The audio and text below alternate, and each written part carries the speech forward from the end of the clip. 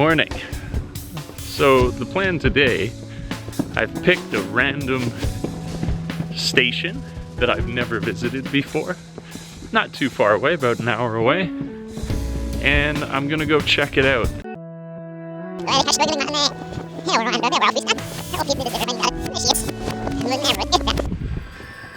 Quick change of plans. I thought, you know, it's the middle of November, that the jacket I was wearing would be totally needed and it would be cold, but it's like you can tell it's a beautiful day, so I've had to layer down, and I almost forgot these. Be alone with my thoughts? I don't think so.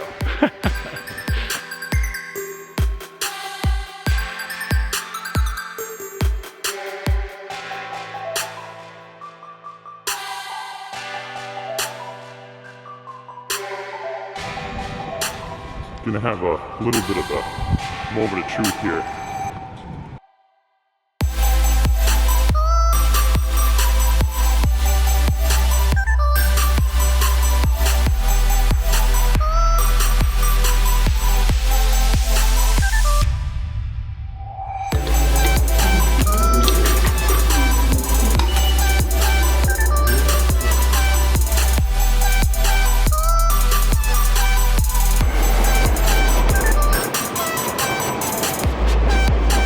If you've never listened to the XX before, it's a big recommendation I have for you. I've just changed your whole life. They're an amazing band, and I think they might have a new album out.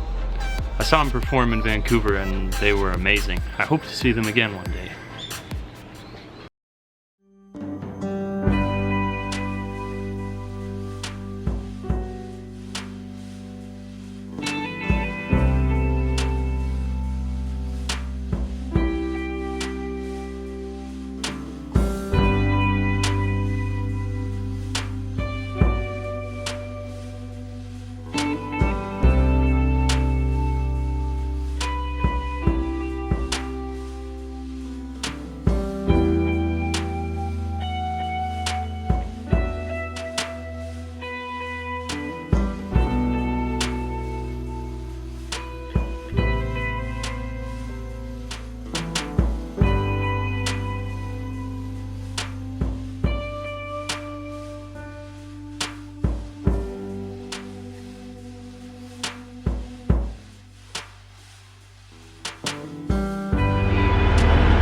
This is the smallest train I've ever been on.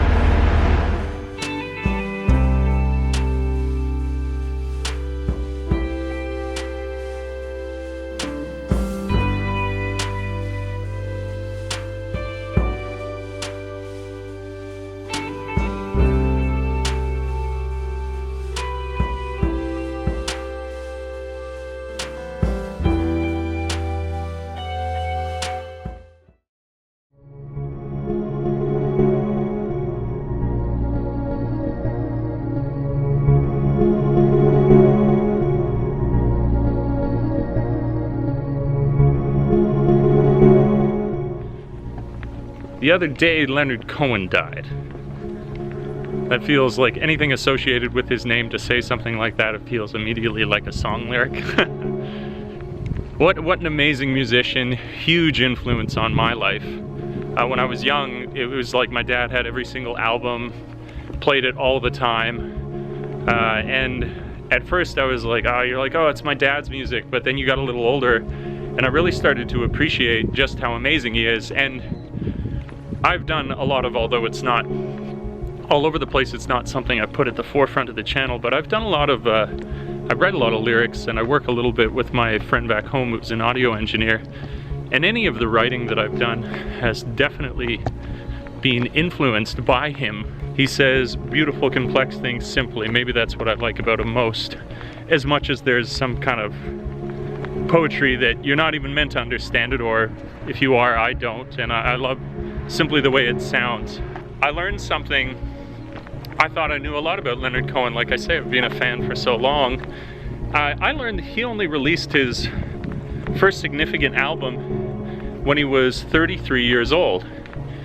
And I feel like it's anybody who creates anything, there's always this kind of fear that you're too late to the party.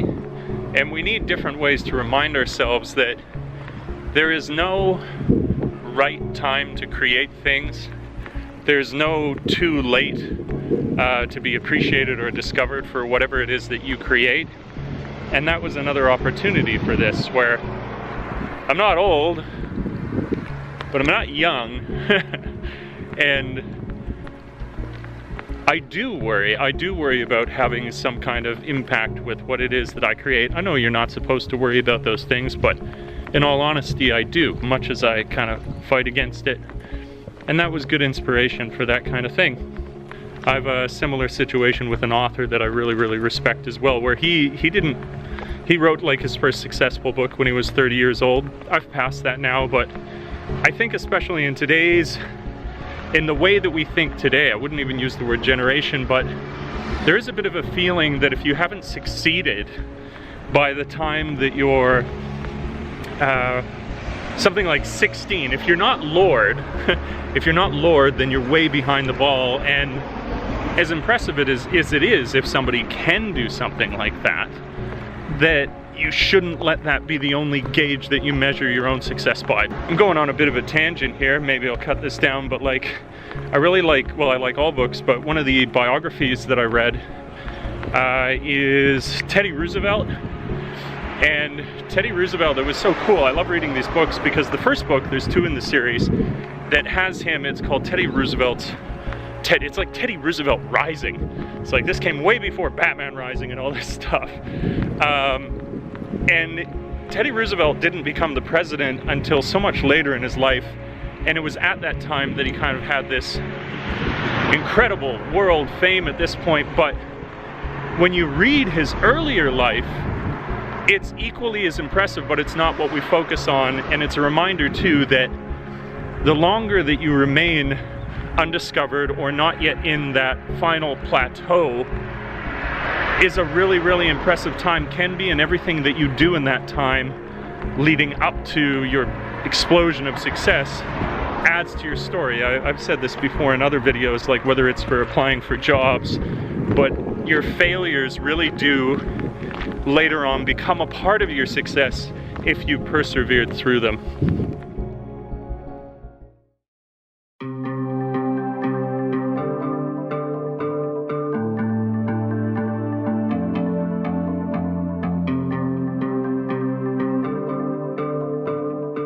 I always think that I'm in the most booniest place I could ever be in Japan, and I'm not gonna go any further into the countryside. And then I go on like a random trip like this and I discover, oh no, you could go deeper into the countryside, believe me. It's turned into raw jungle here.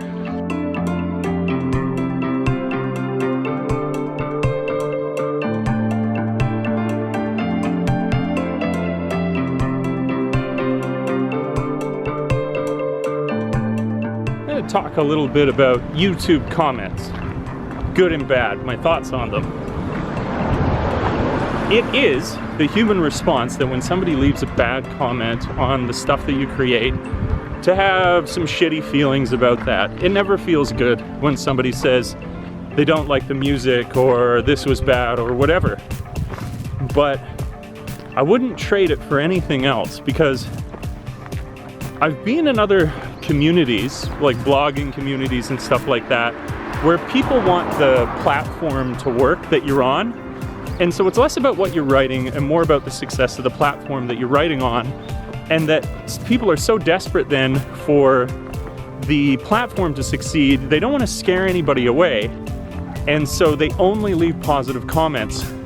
And it ends up feeling like you're in a sort of twilight zone, because there's this bias to be positive, and it dilutes the comments. It means that when you do get a good comment, you're always second guessing whether or not somebody actually meant it or if they just wanted the platform to succeed. Whereas on YouTube, I know when somebody, because people can leave negative comments, because people can say shitty things about what I make, that when somebody says something good, that they absolutely mean it, because there is no bias within the system to only treat you nicely.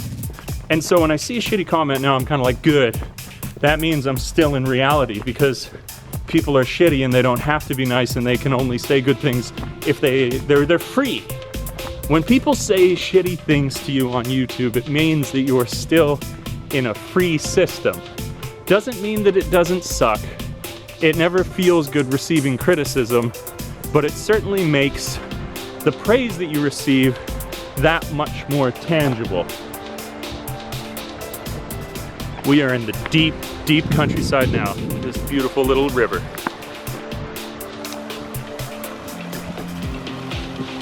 It's not really a river, is it? I don't know what to call that. I think this is the park that I'm going to right here.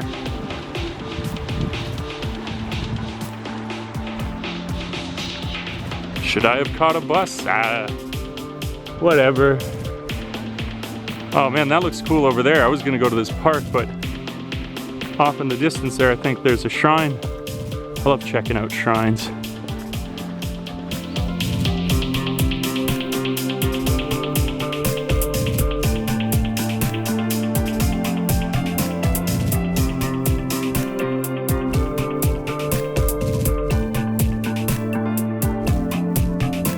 The shrines that you find here, they always look so amazing. They're always nestled up on a hill, and I've always this suspicion, I always got to check out each and every one, because I think this is the one I walk up to, and only for today, a portal to an alternative dimension is open, and every awesome fantasy book that I read as a child will come true. And I'll meet talking animals like horses, and there'll be this sort of interesting political commentary about the speaking animals, that they're more civilized than the humans in their world. But that's another conversation for another time. Before I get to this park, I'm gonna go check out this shrine. This is what random exploring is about, going to random shrines, finding alternative dimensions.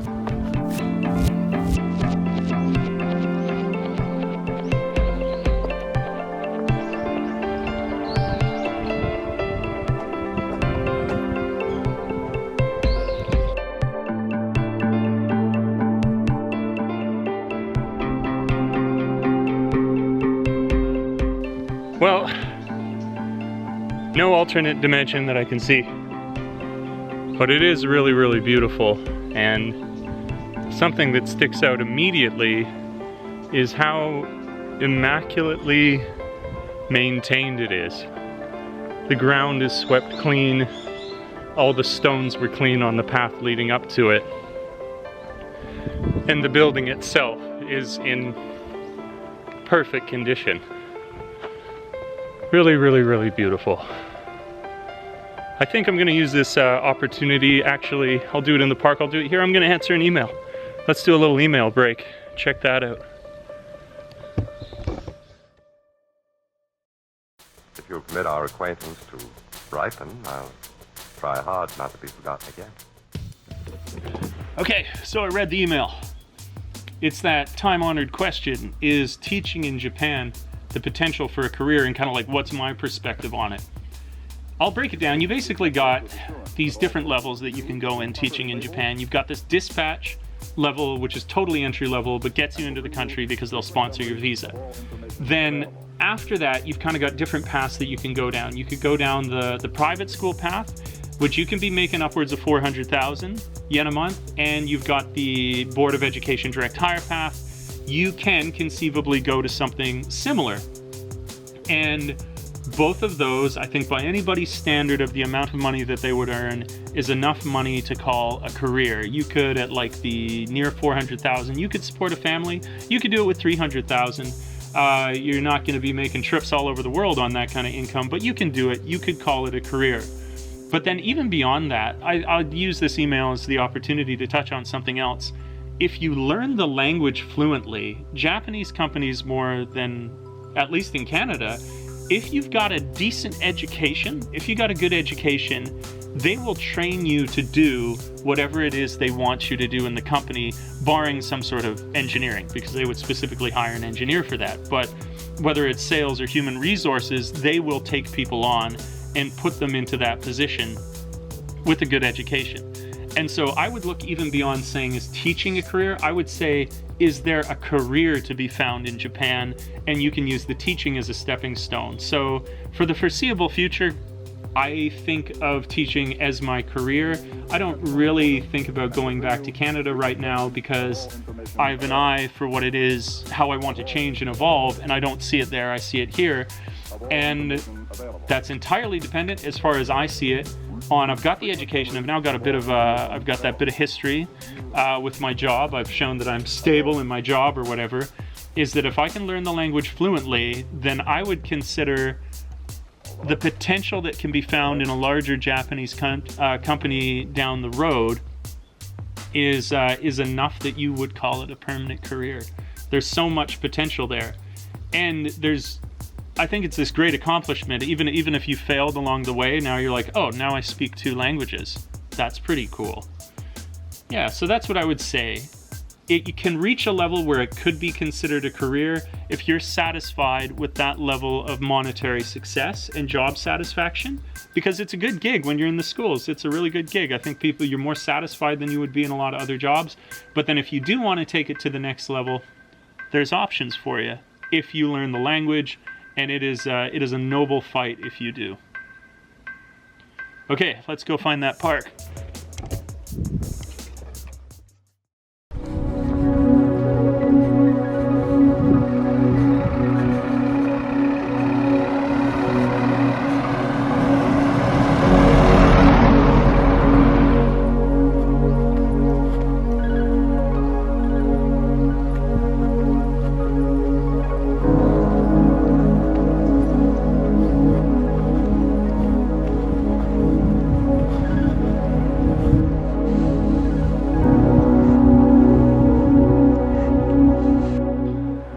Okay, I think I found the park, or something. Maybe I could have used Google Translate. I'm getting better at kanji, but I wasn't good enough to read the sign that they had there. So, we'll see shortly if I made it to the right place. That's a pretty cool view out that way.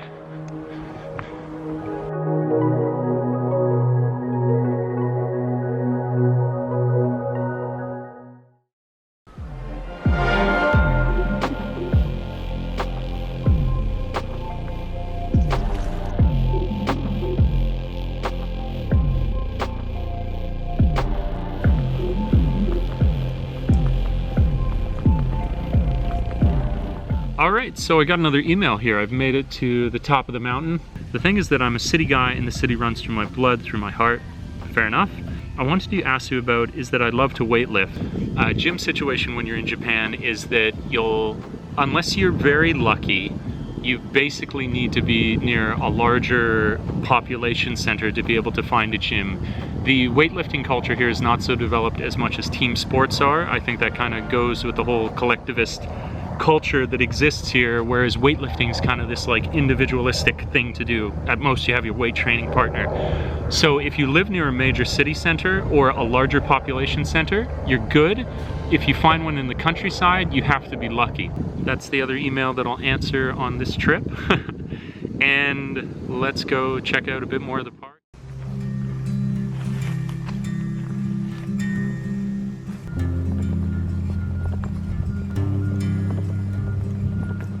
All right, I think we can call that random adventure a success. It was really cool dropping a pin on the map today and exploring a place I'd never gone to. And comment, like, subscribe. Let me know down below if you'd like me to do more of this where I do just the same. In the coming months, it would be really cool too if there were some snow on the ground, because Japan has a unique beauty when it's blanketed in that, especially if you can find some bamboo as well. Had a great trip today. Write me, get a hold of me if you got any questions like that and you want them dealt with in couch therapy on Tuesday that I didn't answer in this video here. And I will catch you guys in the next one. Peace.